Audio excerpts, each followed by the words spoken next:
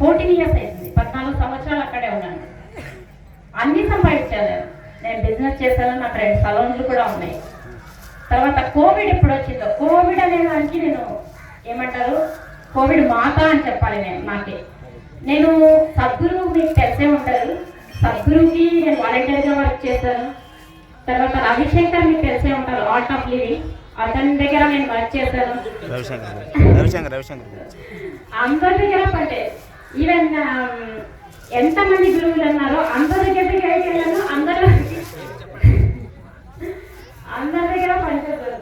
But ఎప్పుడైతే ఇది ఉంది కదా, కరోనా ఎప్పుడైతే వచ్చిందో అప్పుడు నాకు ఏమనిపించింది అంటే, నాకు నా అంతకి నేనే సైలెన్స్గా ఉండిపోవాలి అంటే నాకు వర్క్ చేయడానికి వర్క్ లేదు, సలూన్స్ అన్ని క్లోజ్ చేసేస్తారు, ఎక్కడికి పోవడానికి అవకాశం కూడా లేదు. అప్పుడు నా అంతకు నాకే అనిపించింది, ఓకే మౌనమే కదా, మౌనం డోర్ మూసుకున్నాం ఫస్ట్ అని చెప్పి గూగుల్లో ఏమంటారు, యూట్యూబ్లో అలా వెతుకుతున్నారు, ఏదైనా ఒక గురువు దొరికితే బాగుంటుంది అని చెప్పి. అప్పుడు లక్ష్మణంగా పరమహంస గారు వాళ్ళ ఒక వీడియో చూసాను యూట్యూబ్లో. నాకు ఎంతో ఇన్స్పిరేషన్ అనిపించింది, నాకు ఎక్కడ వాయిస్ దొరకలేదు. అప్పుడు ఫోన్ చేశాను, నాకు దీక్ష ఇస్తారా అని చెప్పి. లేదమ్మా నేను ఆన్లైన్లో ఇవ్వాలని చెప్పాడు.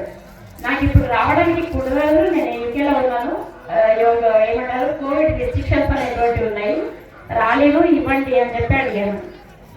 చాలా రిక్వెస్ట్ చేస్తాను, చేస్తే అప్పుడు ఒప్పుకున్నారు. బట్ ఏ మూమెంట్ అయితే నాకు ఇచ్చాడు, నేను చెప్పాను నేను శాలిగ్రామ్ ఉంటుంది నా దగ్గర, శాలిగ్రామ్ వచ్చి నేను ఎవ్రీడే అభిషేకం చేస్తాను, మళ్ళీ 16 రోజులు జపం కూడా చేస్తాను.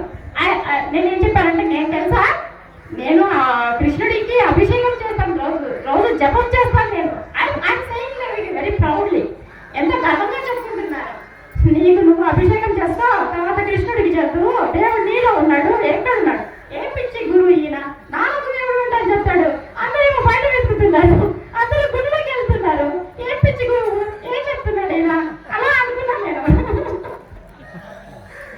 ఓకే, ఎప్పుడైతే చెప్పాడు, ఏం చెప్పాడు, నీకు నువ్వు అభిషేకం చేసుకో, 12 గంటలకు లేచి నీకు నువ్వు అభిషేకం చేసుకొని నువ్వు ఎప్పుడైతే సాధన చేస్తూ ఉంటావో అప్పుడు నీకు ఆ లోపల ఉన్న దేవుడు నీకు అర్థమవుతాడు అని చెప్పాడు.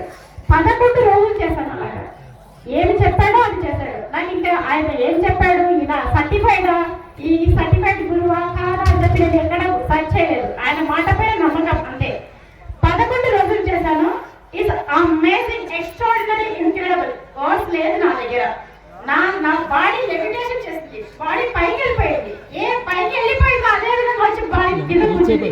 అటువంటి అనుభవం నాకు ఎప్పుడు నేను చూడలేదు, అలాంటి అనుభవం నాకు ఎప్పుడు కలగలేదు కూడా. ఎంతో మంది గురువు దగ్గరికి వెళ్ళాను, ఆ రోజు అనిపించింది ఈజ్ ద రైట్ గురు.